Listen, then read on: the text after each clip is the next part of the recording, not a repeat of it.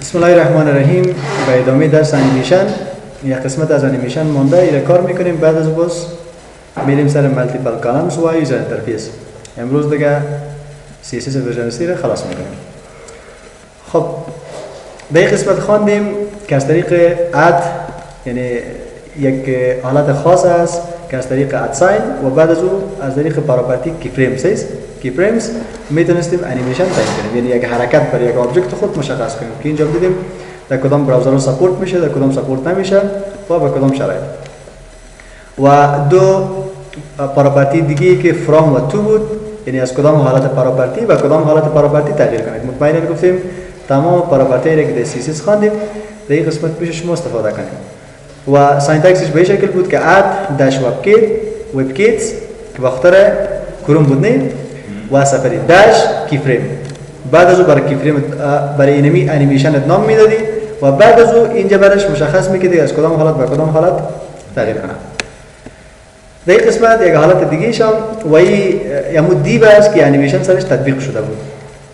در اینجا یک حالت دیگه است که تقریبا عین شکل کار میکنه و فقط به تفاوت از که اینجا به عوض فرام و تو کل وب پیج ما را یا کل صحیح بادی را از 0% تا 100% تقسیم بندی کرده که میتونیم مثلا بگیم در قسمت 0% بادی یعنی حرکت اینمی دیو در 200 پیکسل برسه، در قسمت 25%ش مثلا در 600 پیکسل برسه، در قسمت 50% بادی مثلا در 700 پیکسل برسه و همین شکل مثلا در 1024 پیکسل برسه. وقتی که اینمی وب پیج ما صحیح بادی 100% شد که در نتیجه یک حرکت یک انیمیشن میتونه به وجود بیاد. انیمیشن های مختلف میشه از این جور کنیم فقط با تغییر قیمتاش و پراپرتی که اینجا ما میتونیم استفاده کنیم. خب شکل عمومیش به این شکل است که وب کیت ایره درش اضافه میکنیم در اول صحیح نه، ایره در اول اضافه میکنیم. امی مای فرست انیمیشن امی درست است تا این قسمتش میمونیم و از این بعدش پاک میکنیم. صحیح است، ایره پاک میکنیم و یعنی را از این قسمت پاک میکنیم. خب باقی مونده در مجموع اینا رو پاک میکنیم و دیو که است یعنی دیو باشه با وید 200 پیکسل و های 200 پیکسل باردر سولید و این دیو از این قسمت پاک میکنیم. خب میشه که هم باشه پاکش میکنیم برای که از اول نمیشته کنیم.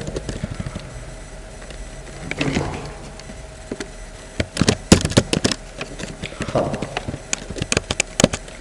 اینجا مشخص میکنیم وقتی که در 0% یعنی در قسمت 0% صفحه بادی یا قسمت وب پیج ما است، بدنه وبسایت ما یا وب پیج ما، در وقتی که 0% بود یعنی کدام پراپرتی سرش اپلای شود در 0%. وقتی که مثلا در 10% رسید یا مثلا در 25% رسید، میگم وقتی که در 25% رسید این کدام پراپرتی سرش تطبیق شود. حالا هر پراپرتی که خواستی میتونید سرش تطبیق کنید. وقتی که در 50% رسید، 50% بادی مطلب ما است. وقتی که در 50% بادی رسید کدام پراپرتی سرش تطبیق شود. وقتی که در 100% بادی رسید در اون صورت کدام پراپرتی سرش تطبیق شود. یا را میتونیم در این قسمت مشخص کنیم. خب اینو برش مشخص میکنیم به شکل. حالا ببین کی فریمز انیمیشن ساخته شده برش در حالت 0% بک‌گراند از این رد گرفته. وقتی که 25% شد بک‌گراند از این یلو شده. وقتی که مثلا در 50% رسید بک‌گراندش بلو شده و به این شکل دیگه شد. حالا ما به این شکل استفاده میکنیم. میگم وقتی که در 0% رسید در 0% اینمی انیمیشن اینمی دیوی که ما در اینجا داریم اینمی دیو باز بعدا برش معرفی میکنیم. میگیم از قسمت خب اول برش پوزیشن تعیین میکنم. پیش از یک بار این سیو میکنیم ببینیم که دیو ما وجود داره یا نداره. این رن میکنیم دیو اینجا وجود داره. صحیح دیو وجود داره. یک ذره اندازه دیو خورد میکنیم مثلا 100%. اندازش خورد شد. حالا برای از این پوزیشن هم تعیین میکنیم. میگم مثلا تغییر موقعیت کنه. اینجا رنگش تغییر داده، پس پراپرتی استفاده کرده که بک‌گراند کلرش تغییر داده. ما مثلا موقعیتش تغییر میدیم. میشه که از این استفاده کنیم.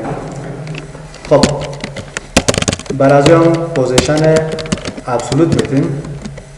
این رو دیگه مطمئنم که میفهمید که ابسولوت چی معنی داره. پوزیشن ابسولوت و لفت و رایت توی دیگه پاشه اینجا معرفی میکنیم. صحیح وقتی که در 0% رسید از لفت مثلا 200 پیکسل فاصله بگیرد.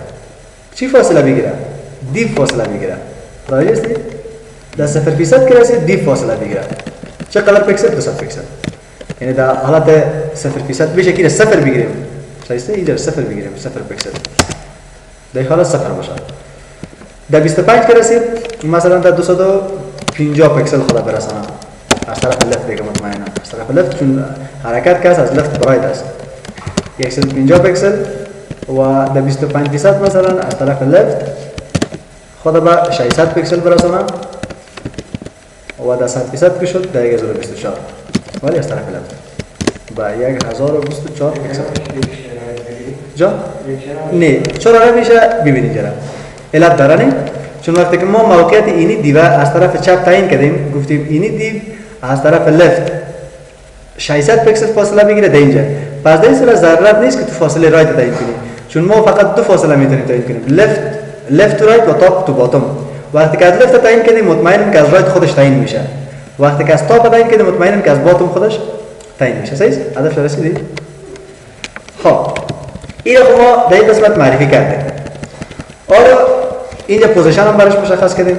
این رو به چند شکل میتونیم استفاده کنیم. یکی که میگم وقتی که سر این دیو ماوس آمد یعنی وقتی که دیو هاور شد ماوس سرش آمد در اون صورت کدام عمل صورت میگیره. اینمی انیمیشن که ما داریم انیمیشن کدام انیمیشن تطبیق شده سرش؟ انیمیشن مای فرست کس نه؟ مای فرست اینمی انیمیشن این انیمیشن رن شد و در اینجا میشه که برای چی بودیم؟ اینجا کار کرده مثال شو استفاده کردم ببین 25% و اینجا دیو کار کردم این قسمت هم متوجه باش ولی وبکیت اخبار استفاده کردنی وبکیت است انیمیشن مای این چقدر انیمیشن مای فرست است و 5 سکند برش دیوریشن داده و نوعیت انیمیشنش لینیر است یعنی خطی در حرکت میکنه 2 ثانیه برش چیز داده یعنی دیلی داده و اینجا انفینیت و اینجا الترنت هم استفاده کردم که اینا هم سرش میم. خب میم از وبکیت هم برازی استفاده میکنیم داش وبکیت داش چند ثانیه انیمیشن دوام کنه مثلا 3 سکند و نوع حرکتش هم میشه که نشته کنیم که ایزی صحیح یا مثلا لینیر نشته کنیم لینیر یا مثلا کدام حالت دیگه. خب هیچ برش این معرفی نمیکنیم. پس وقتی که ماوس سر دیو آمد این عمل صورت میگیره. حالا یک کار میکنیم برای دیو خود یک بک‌گراند کلر میکنیم. بک‌گراند کلر مثلا بلو میکنیم. سفر یک بلو رفتش میکنیم. حالا سعی که وقتی که ماوس سر از این هاور میشه ببین ماوس در اینجاست دیگه نه او رفت دیگه بول طرف. دیگه من که دیگه زومش اوت کنم ببین حالا ماوس هاور شد 1020 یعنی ببینید ماوس که هاور شد یک انیمیشن دیگه است. حالا میتونیم این را به این شکل کار کنیم بگیم وقتی که خود وبسایت ما لود شد وقتی که وبسایت ما باز کردیم و مجرد که باز شد با باز شدن وبسایت اینمی حالت انیمیشن صورت بگیره خب حالت آن ماوس هاور است که ماوس پوینتر سرش آمد. حالا با مجرد که وبسایت باز میشه این انیمیشن خودش اتومات صورت میگیره. و اینجا میتونیم براش بعضی پراپرتی دیگر هم استفاده کنیم که انیمیشن ما چند بار تکرار شود و غیره. خب انیمیشن که تکرار شود از کدام پراپرتی استفاده میکنیم؟ اینجا پراپرتی براش داریم. از پراپرتی iteration استفاده میکنیم. iteration count استفاده میکنیم. انیمیشن داش iteration count یعنی اینمی انیمیشن ما چند بار تکرار شود چند بار کاونت شود. این پراپرتی که کل ازی داره CSS انیمیشن پراپرتیز یکی اد کی فریم است ادساین کی فریمز اونمو بود که انیمیشن موجود کردیم. اینجا خوب دقیق متوجه باشین اد کی فریم ادساین کی فریم این اونمو انیمیشن بود که ما در اول ساختیم. پراپرتی انیمیشن به خاطر استفاده اونم انیمیشن استفاده میشه که از انیمیشن نیم استفاده کنیم که ما اینجا از انیمیشن نیم استفاده نکردیم مستقیما آمدیم نشته کردیم که وبکیت انیمیشن بعد از اون نام انیمیشن تایپ کردیم. یعنی اینجا میتونیم که اینطور نشته کنیم که انیمیشن نیم بعد از اون نام انیمیشن گفتیم اینطور میشه و این قسمت هم که اینا شارت هند میگن این خلاصه و انیمیشن دیوریشن که ما دیوریشنش چقدر تعیین کردیم 3 سکند. حالا میشه که من 3 سکند تا به شکل تعیین نکنم اینجا بیایم نشته کنیم که مثلا وبکیت وبکیت مثلا انیمیشن داش دیوریشن اسپیشال درست نه دیوریشن مثلا 4 سکند.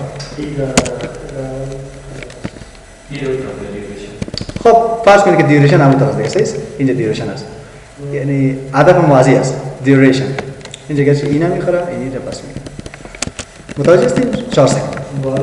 به این شکل میتونید شما استفاده کنید. ولی ما به این شکل استفاده این شارهند استفاده میکنید. کوتاه شد. فقط اینجا تایپ میکنه مثلا 4 سکند. اوترام میتونید از این پاراپرتی میشه که استفاده کنید. این دیوریشن برش تعیین میکنید. و در این قسمت همون تایمینگ فانکشن است. هدف از تایمینگ فانکشن اونمو است که فانکشن ایزی ان ایزی اوت لینیر این فانکشن است که میتونیم برش استفاده کنیم. کو فقط حالت حرکت بر ما نشان میده. مثلا حالت ایزی ان در اول انیمیشن یعنی بسیار سلو است، وقتی که انیمیشن پیش رفت سرعت میگیره. ایزی اوت در اول تیز است، وقتی که تا آخر رسید سلو میشه. ایزی که در اول مثلا سلو است، در وسط تیز میشه و باز در آخر پس سلو میشه. این حالت لینیر حالت یک خط یک نواخت حرکت میکنه. و انیمیشن دیلی که از دیلی تاخیر مانه میده. یعنی اگر ماوس هاور شد سرش وقتی که پوینتر سر اونمو المنت عنصر قرار گرفت، پس چند ثانیه بعد یعنی تا چند ثانیه ماوس بالای از اون قرار بگیره که چند ثانیه بعد انیمیشن از اون شروع شود. این دیلی میگن. دیلی یا تاخیر.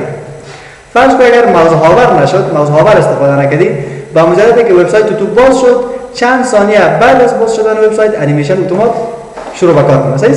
این دیلی میگن که دیلی را به این شکل میشه که از پراپرتی خود انیمیشن دیلی استفاده کنی. یعنی انیمیشن دیلی 2 نقطه بعد از اون مثلا 5 سکند یا 4 سکند. و اینجا میشه که بعد از اینمی دیوریشن انیمیشن که تعیین کردی بعد از اون میشه که دیلی برش تعیین کنی مثلا 3 سکند. متوجه هستید؟ این از این قسمت. و موضوع انیمیشن ایتریشن کاونت بود. حالا مثلا اگر ما اینمی وب پیج مکاس این وب پیج این اگر ران کنم این انیمیشن یک بار یا حرکت یک بار صورت میگیره بعد از اون استارت میشه نی.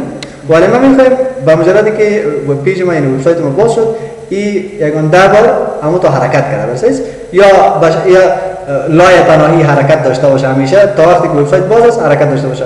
بعض تلویزیون‌ها را یعنی وبسایت‌هاشون اگه دیده باشید یا بعض وبسایت‌های دیگر یا به وبسایت‌های بعض کمپانی‌ها را همین لوگوی از همیشه در حرکت است. این لوگویش استارت میشه. این لوگوی کمپانی است در انیمیشن در حرکت است. یا سر لوگوش پوینتر که میره یک حرکت یا خارج وقت میگیره یا سر یک پاراگراف. اینجا هدف متناقض از دیو نیست که ما سر دیو و سر پیکچر استفاده کنیم. تمام عناصر HTML میتونیم ما انیمیشن بدیم. حالا عناصر که شد میتونه پاراگراف باشه، هیدینگ باشه، میتونه مثلا دیو باشه. یعنی هر عنصری که در HTML وجود داره کلش میتونیم برش انیمیشن بدیم. صحیح؟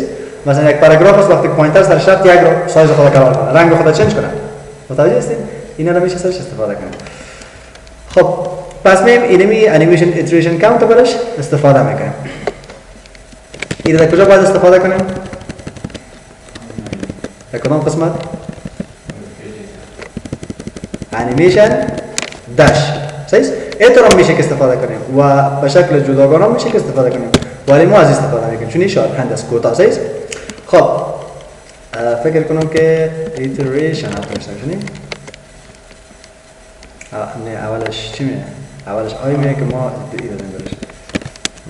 اولش آی میه بعد از باز ای میه. ایتریشن اینجا داش کاونت هم میرسید. داش کاونت. خب چند بار اینمی عمل صورت میگیره؟ انیمیشن مثلا my first. خب بیاین که بیره جدا نشده کنیم. تا این قسمت از ایره پس میکنیم.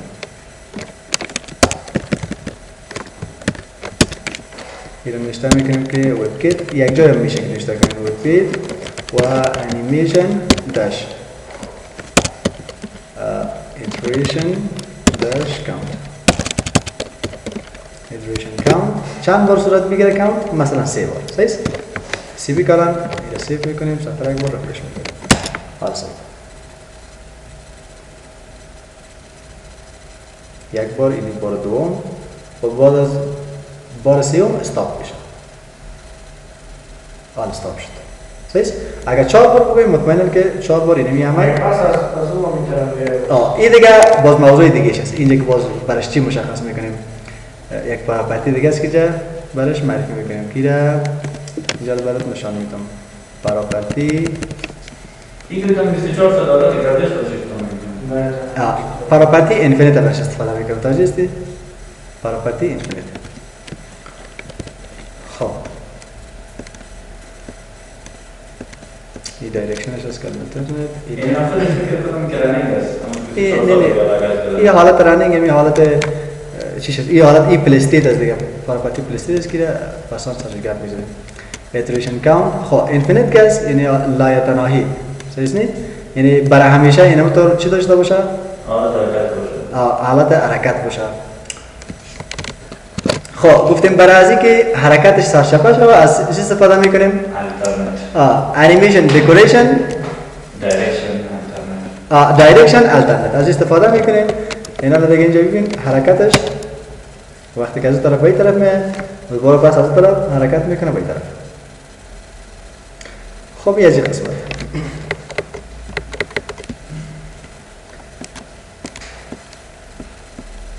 خب و اینفینیت که بود لایتناهی بود نی در کاونت ما تعدادش مشخص میکنیم که چند بار اینمی عمل یعنی حرکت صورت بگیره.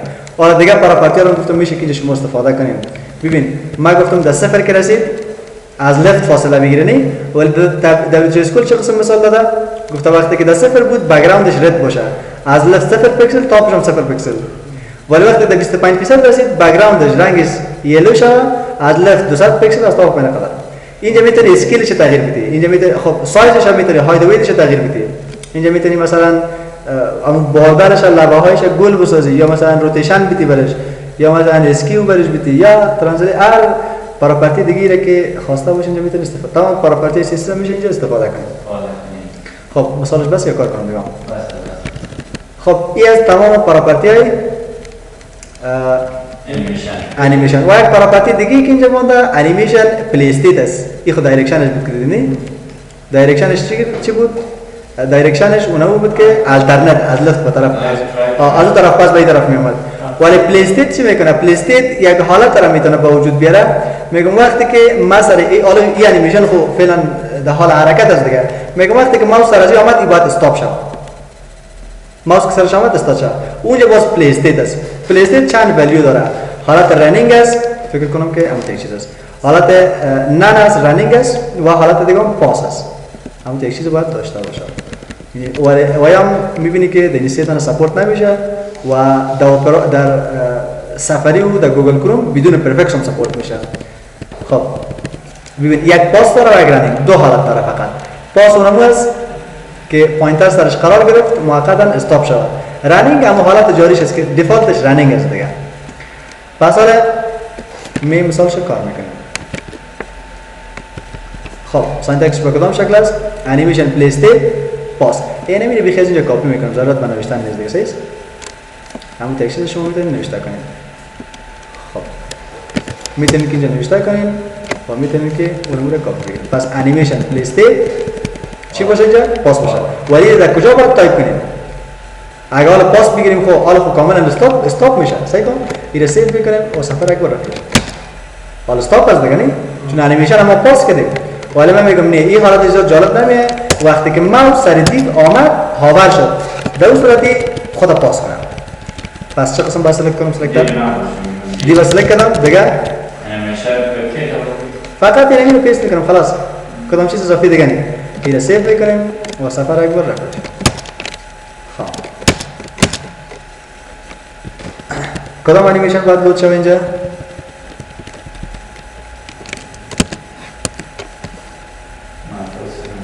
بله؟ آن ماوس خبر نگرفتیش نه؟ اینجا ماوس خبر ماوس وقتی که سرش آمد. حالا ببین ایده حالتش هست. اینجا کم پوینتر رو بیاری باید استاپ شد.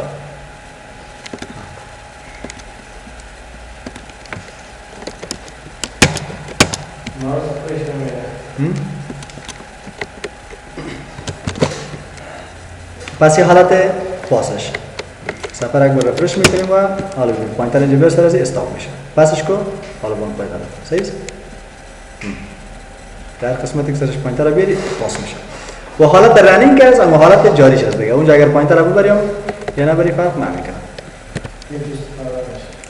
این است تمام پراپرتی انیمیشن. سوال در اینجا نیست؟ خب چیز مشکل در اینجا نداریم؟ چیز دیگه نمونده در انیمیشن کلش خلاص و یک اگزمپلش بود که اینجا کار کرده دیپ گرفته انیمیشن مایکروسافت اینجا آورده و فقط اینجا نیمش استفاده کرده و ببین انیمیشن دیریشن 5 سکندی و انیمیشن تایمینگ فانکشنش هم لینیر گرفته یعنی به شکل لاینر در یک خط حرکت کنه و انیمیشن دیلی اینی گپاش کلش در یک خط ما گفتیم شابه میتونیم استفاده کنیم که اینجا چندین جدا جدا گرفته انیمیشن اتریشن کاونت تعداد یعنی حرکاتش است که اینجا اینفینیت یعنی لایتراهی گرفته و انیمیشن دایرکشنش هم الترنت گرفته که یک بار اگر تا آخر رفت دوباره پس در اول برگرده و انیمیشن پلیستیتش هم رنینگ گرفته اینجا فقط به همونطور نوشتهش کرده و اینجا با پرفکت سایز در نظر گرفته تا اینکه در براوزر رو درست کار کنه خب این از تمام پراپرتی انیمیشن موضوع بعدی که از کالم است مالتیپل کالمز بیشتر برای نشان دادن اخبار یا نیوز در وبسایت ها استفاده میشه وبسایت های خبری را اکثرا دیده باشین که یک دیو داره مثلا در اون دیو اخبار را نشان داده به چندین کالم تقسیم بندی کرده همین کالم در پروگرام ورد هم از شما در ورد دیدین دیگه در پروگرام ورد هم اگه اینجا یک چیز داشته باشیم مثلا یک متن فرض کنید که این قدر متن داره خب این متن اگر به چندین کالم نشان بدیم در یک قسمت کالمز هست columns 2 columns 3 columns بیخی 3 columns حالا 3 column شد متوجه هستی این میاره متنش باز میشه که اینجا جستیفای میکنه همون طرز لفت باشه رایت باشه اینجا بیخی جستیفای باشه این میگه با عیناً به این شکل میتونیم که در وبسایت هم انجام بدیم و همونطور که در اینجا مثلا میتونیم برش در مور کالم بیاین اینجا مثلا لاین و اینجا پام برش اضافه کنیم صحیح نیست اینجا برش یک لاین اضافه کنیم در بین کالم عین کار شما میتونید در وبسایت هم انجام بدید که باز باردرش میشه توجه هستین با میدونید که این میشه استایلش رو تغییر بدین خلاص همین حالت میتونید به وجود بیارید در وبسایتتون این بیشتر در وبسایت‌های خبری استفاده میشه خب فقط یک کالم کاونت داره که چند کالم ما اونجا 3 کالم گرفتیم نه کالم گپ داره گپ چی میگه اسپیس میگه فاصله بین کالم‌ها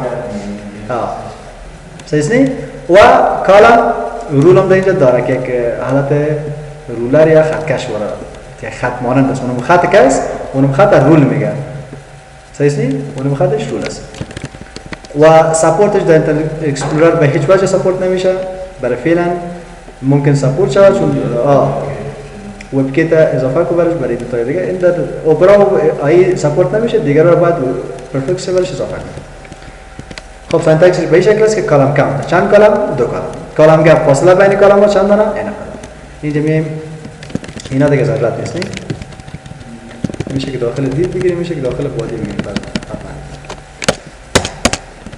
خب من معلومات از پاک میکنم گپ اضافی را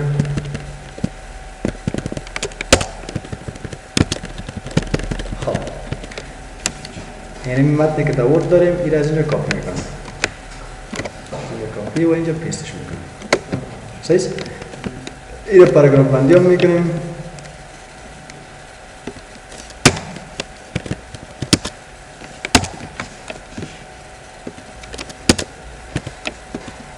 خب فرض کن که 3 پاراگراف است اینجا میایم یک تگ پاراگراف و تگ پیر اینجا بسته میکنیم میشه کلش یک پاراگراف باشه فرق نمیکنه کلش یک پاراگراف میگیریم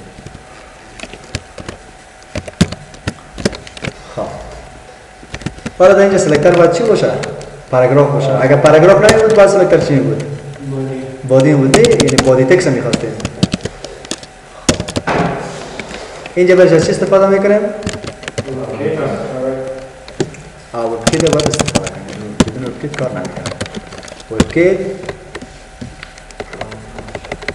و کالم کاونت خب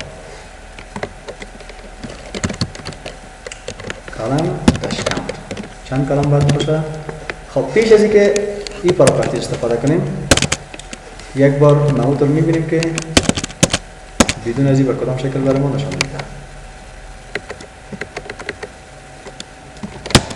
حالا متن ما به شکل نشان دادن شدیست به داخل بادی حالت آتی است پس پاراگراف سلکت کن و وب کیت داش کالم داش کاونت 2 نقطه مثلا 3 دارم 3 کالم میخوایم سیز حالا 3 کالم خب 3 کالم نمیخوایم میره مثلا 6 کالم میخوایم وبسایت خود در 6 کالم میخوایم نشان بدیم 6 کالم سیز و اینجا گپای دیگر رو میتونیم استفاده کنیم مثلا text dash align 2 نقطه چه قسم باشه justify سیز چون align justify حالا justify است عینا مثل ورد بوده اگر کدام خط متن گپام چی اضافه میکنید از چی استفاده میشه خب ببین اینجا کالم گپ هم استفاده میکنیم سیز WebKit dash کالم dash گپ سیز 2 نقطه فاصله بین پاراگراف ها مثلا 20 پیکسل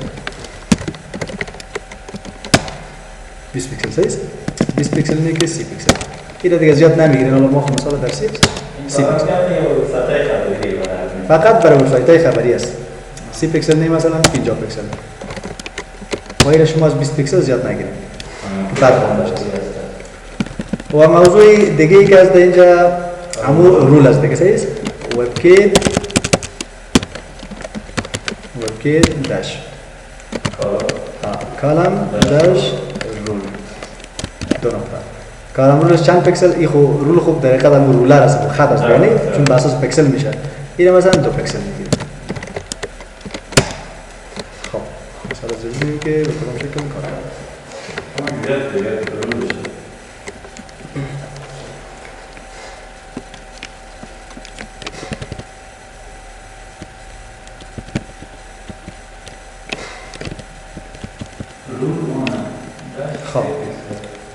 ولی ایجا برش مشخص نکردنی رنگ و اینگه باشه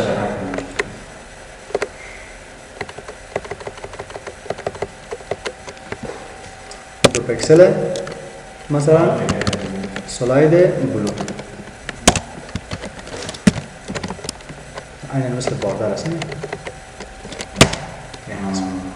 چی شد؟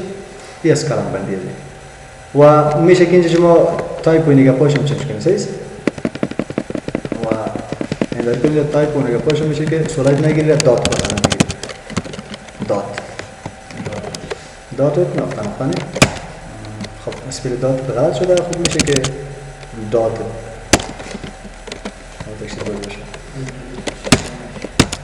دات خب فعلا سلاید میگیریمش خب اسپیلش اشتباه شده میشه اونمون استایلایی که برای باردار میتونستیم بدین برای اینجا بشه که استفادهش کنیم خب این از قسمت چی را؟ اینجا آوتست گرفتنی آوتست هم یک حالت هست اینمی آوتست هم میگیریم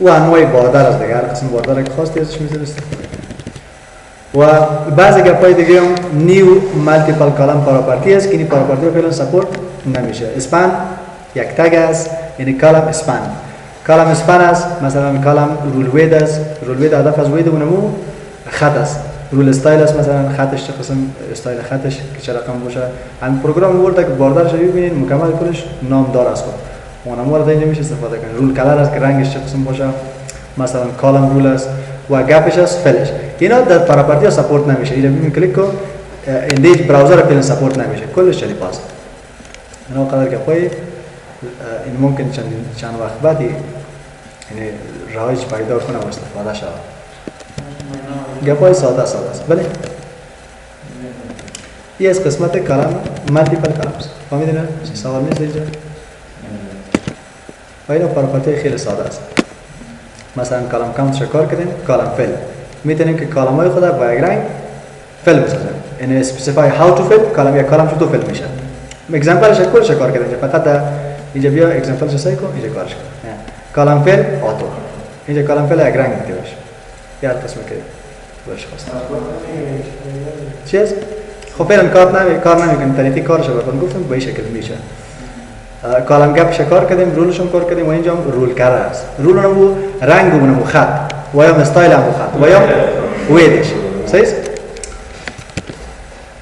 موضوع بعدی یوزر انترفیس است که در یوزر انترفیس ما چند موضوع داریم. یکی موضوع ریسایز است، دیگه یکی باکس سایزینگ است و اوتلاین آفست است. هدف از ریسایز چی است؟ ریسایز اولا خود در چی سپورت نمیشه؟ در آیام سپورت نمیشه، در موزیلا فایرفاکس هم سپورت نمیشه، در کروم سفاری بدون پرفکت سپورت میشه و در دیگه سپورت نمیشه. ما یک تگ در HTML خوانده بودیم به نام تکسیریا. صحیح؟ تکسیریا یک محیط به وجود می آورد که در اون محیط ما میتونستیم متن نوشته کنیم و اون محیط یعنی سایزیبل بود، ریسایزیبل بود، سایزش میتونستیم خرد کلان کنیم. ولی دیو که ما میسازیم این از طریق تگ HTML دیو را که میسازیم، دیو نمیتونیم سایزش رو خرد کلان کنیم، ولی از طریق این پراپرتی ریسایز میشه که سایز دیو هم شما خرد کلان کنیم. صحیح؟ سینتکسش به این شکل است که ریسایز، حالا که تو ورتیکلی میخوای ریسایز کنی یا هورزونتالی یا مثلا بود هم ورتیکال هم هورزونتال. صحیح؟ و آورفلو هم برش آتو میگیری. اینه میره میشه که از اینجا کپی کنی، میشه که اونجا تایپش کنی، نوشتهش کنی. وقت کم هست که من کپی میکنم. اینم از اینجا پاک میکنم.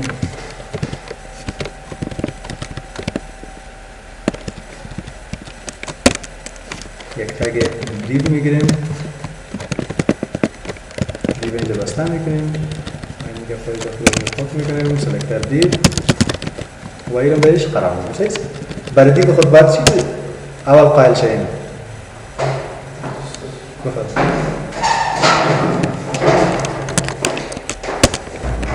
خب برای دیو اول باید هاید ویت قائل شیم. اینجا میشه که وید مثلا 300 پیکسل و هاید 300 پیکسل هم برش خواهیم چیز و باردر 1 پیکسل مثلا سلاید بلو.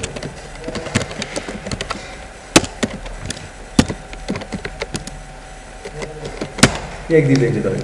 حالا ببینید سایز از این ریسایزیبل است. میبینید این دیگه که سایز میشه خورده کلان کنیم، ولی از 300 پیکسل در 300 پیکسل دیگه خرد نمیشه، از این زیاد خرد نمیشه، ولی از این که کلانش کرده میده. حالا فعلا هم ورتیکلی کلان میشه و هورزونتالی کلان میشه. این یک دیو است، بوت است دیگه. نه اینجا براش مشخص میکنیم که بوت نباشه، مثلا هورزونتال باشه.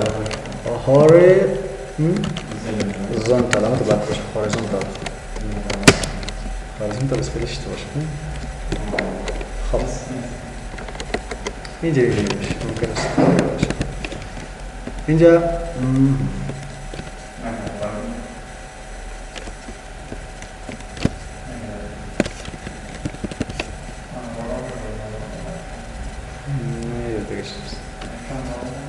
ورتیکالش استفاده نکنیم، خیلی هورزونتالش استفاده نکنیم. اینجا ورتیکالش استفاده نکنیم. هورزونتال زاید خب خیلی ورتیکال سایز، یعنی فقط ورتیکالی سایزیبل باشه. حالا ببینید از عرض نمیتونم میرم کلام کنم، ولی از طریق یعنی ارتفاعش میتونم کار کنم و عرضش نمیتونم. صحیح؟ چی؟ تو سرور یادم نمونده.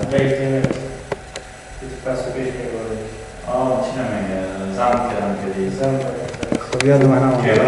خب هورزونتال صحیح؟ هورزونتال. حالا ببین که افقی میشه و عمودی نمیشه. افقی حالا میتونیم میره خود کلام کنیم. بشه.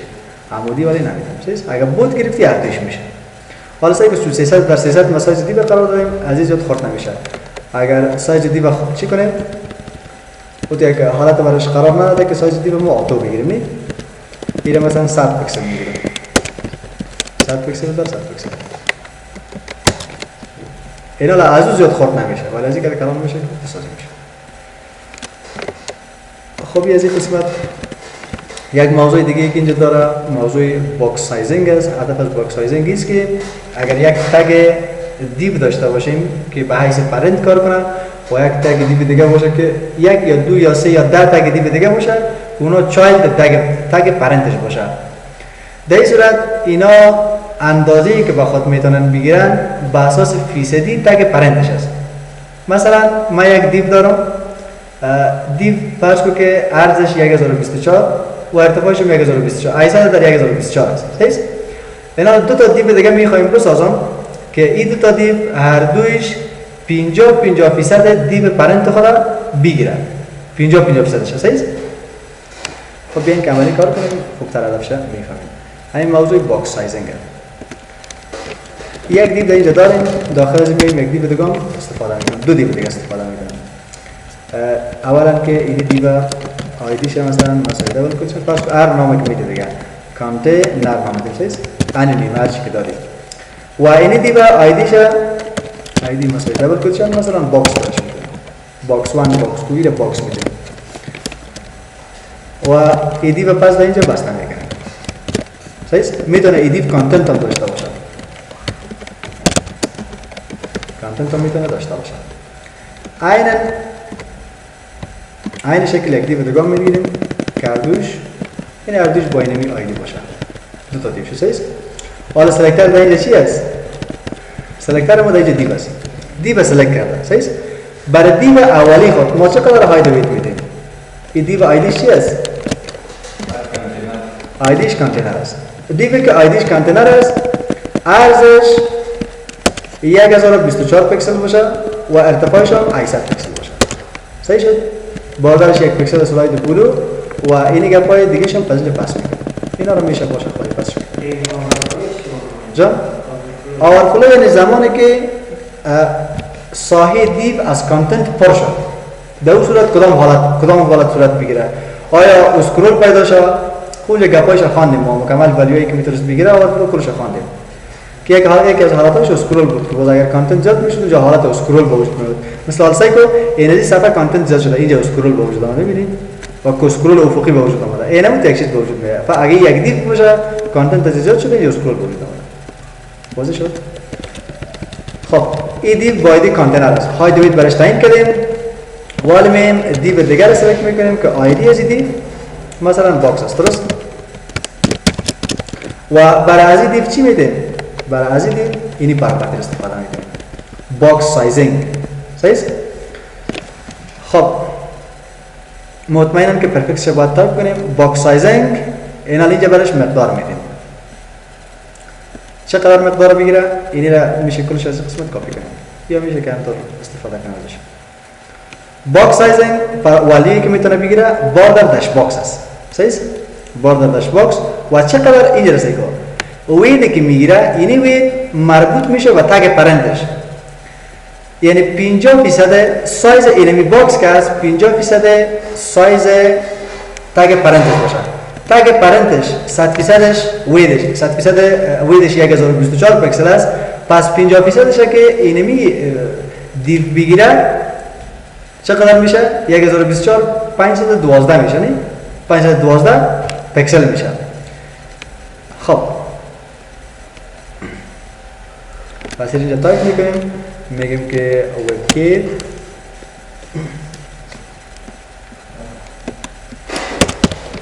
خب وبکیت و اینجا از استفاده میکنیم که باکس داش سایزینگ باکس سایزینگ و اینجا ولیویی که داره باردر باکس است. باردر باکس و چقدر ویده گفتیم بگیره؟ ویده مثلا 50%. حالا فعلا 50% برش میتیم باز هم کمش میکنیم. 50% تگ پرنت خود بگیره. صحیح؟ این سیو میکنیم و باردر داره ایدی؟ باردر نداره. برای از باردر استفاده میکنیم. باردر 2.1 پیکسل مثلا سلاید بلو. حالا ببینید دو تا دیو شد. حالا چرا این زیر و زیر آمده؟ هر دوش زیر و زیر آمده نی؟ چون ما ایره فلوت نکنیم. اگر فلوت لفت کنیم بازی یعنی روبرو میاد. پس ایره میگیم فلوت لفت یعنی برو به طرف چپ. حالا سایکل فکس 50% او گرفته 50% او گرفته. ولی اینی قسمت متوجه هستیم که باردر استفاده کنیم. 50% او گرفت 50% او. دو تا دیو شد. اگر من اینجا دیگه دیو استفاده کنم پس که یک دیو دیگه حالا چی میشه؟ ای آمد پایین. صحیح؟ اگر اینجا چندین دیو دیگه داشته باشیم به شکل این دیو به شکل قرار میگیره. اینا دیو است. متوجه هستیم؟ این به شکل. اگر من فلوت لفت نکنم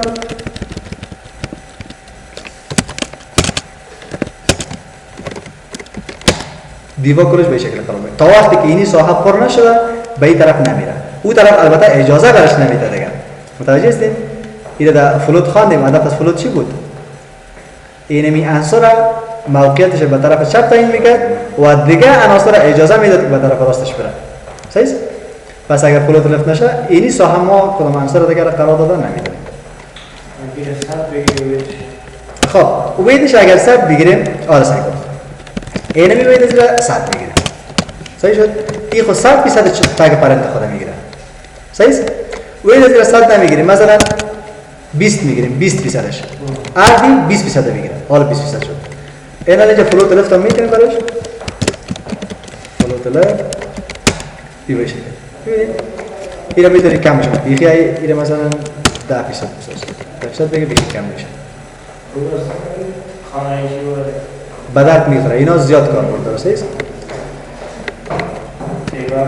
خب این از قسمت باکس سایزینگ. این چه سوال نیست؟ این رو فهمیدن نداره بشه؟ هدف نه دیگه پراپرتی نداره. هدف کلی از چی بود؟ این کس مربوط به یوزر اینترفیس میشه دیگه. هدف کلی از این باکس سایزینگ بود که اگر یک عنصر داشته باشیم که به حیث تگ پرنت قرار بگیره، عناصر دیگه که در یعنی دیوهای دیگه که در داخل اینمی تگ پرنت قرار میگیره به حیث چایلد، اونا چند فیصد سایز پرنت خود به اساس فیصدی میگیرن. یا اساس فیصدی برش مشخص میکنه. و اوتلاین آفست که از نامش معلوم است که اوتلاین ما را آفست میده، فاصله میده از باردر. ما یک باردر داشتیم، یک اوتلاین داشتیم، نه؟ متوجه هستید؟ یکی باردر داشتیم که پراپرتیش خودش باردر بود و ولیویی که میگیره به اساس پیکسل رنگ و به این شکل نوعیتش تعیین میشد. و دیگه اوتلاین بود. این دیگه فقط یک اوتلاین تعیین نوشته میگه پراپرتی اوتلاین دیگه مشخصاتش سیم است. و اوتلاین آفست فاصله بین اوتلاین و باردر است. اینی باردر است، این اوتلاین است. فاصله بین این دو تا اوتلاین آفست میگه. چقدر است؟ بیان داده. خب میگم مثال شکار میکنیم.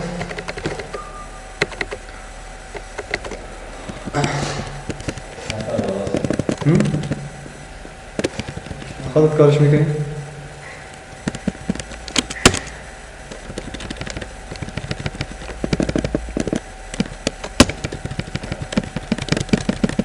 این یک 24 نمیگیریم، مثلا 100 پیکسل در 100 پیکسل میگیریم. باردر سلاید بلو این سیو میکنیم، سفر یک بار رفتش.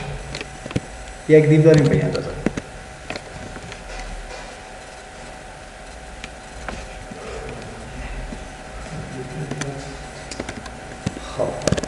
میره خواستم زوم کنم پرد شد. ما یک کار دیگه میکنیم که مارجن صفر این قسمت و یک کار دیگه میکنیم مارجن تاپ هم برش بکنیم اختاره که مارجن تاپ مثلا 100 این قسمت این حالا برش باردر خب برش دادیم نید حالا برش اوتلاین استفاده میکنیم. خب اوتلاین از طریق خود پراپرتی اوتلاین استفاده میشه. اوتلاین مثلا یک پیکسل این از سلاید رد میدیم. سلاید رد حالا میبینیم اینجا اوتلاین استفاده شده. اوتلاین آمد اون اولش باردر است، دومش اوتلاین است. خب اوتلاین برش فاصله در نظر میگیریم، فاصله تعیین میکنیم. پس چه قسم فاصله برش میگیریم؟ از طریق خود پراپرتی اوتلاین آفست نه اینجا ببین اوتلاین داش آفست و قیمت رو میگیره با فیصدی است. اوتلاین داش آفست دو نقطه مثلا میگم 30 پیکسلی فاصله دیگه فاصله شد جا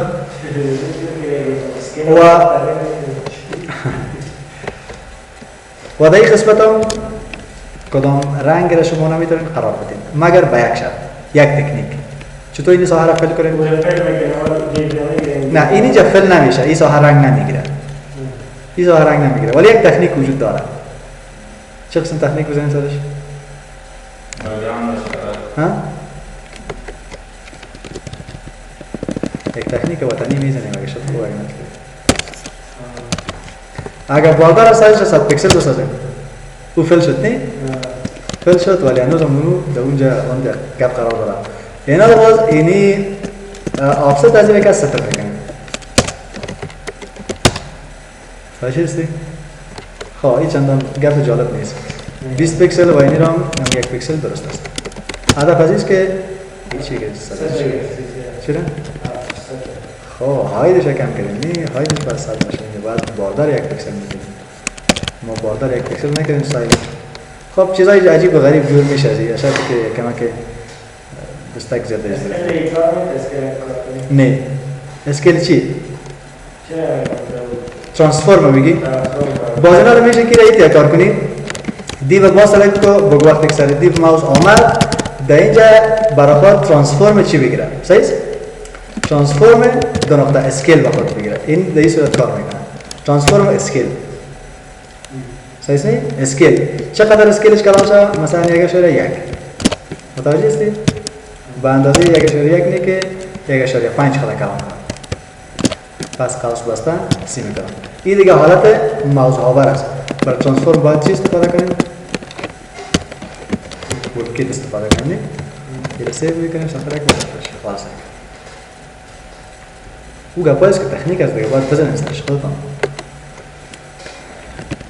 و بعض پراپرتی دیگه است که اینا هیچ کدامش کار نمیکنه ولی خیلی چی کار میکنه کارش براتون میگم صحیح یعنی نویگیشن داون نویگیشن یعنی رفتن به طرف پایین نویگیشن اندکس نویگیشن رفتن یعنی این را حالت نویگیت میگن نویگیت حرکت کردن رفتن نویگیشن به طرف راست نویگیشن رفتن به طرف بالا اوتلاین آفست ایش کار کردیم ریسایزش کار کردیم یعنی حالت بعض حالتایی است که اینا کار نمیکنن نویگیشن داون اینجا ببین دیش براوزر تان سپورت نمیشه و اینا یعنی حالت نویگیت میکنن چی را نویگیت کرده بتن گفته بتن را سلیکت بکن که آیدیش 2 است صحیح این بتن نویگیت کو به طرف پایین خب اندکس این شامل اندکس تو که کی واسه پایین بعض کد است و نویگیشنش به طرف یعنی B1 و نویگیشن B2 نویگیشن اپ B2 اینا را نام برش داده هر شامل اندکس 2 است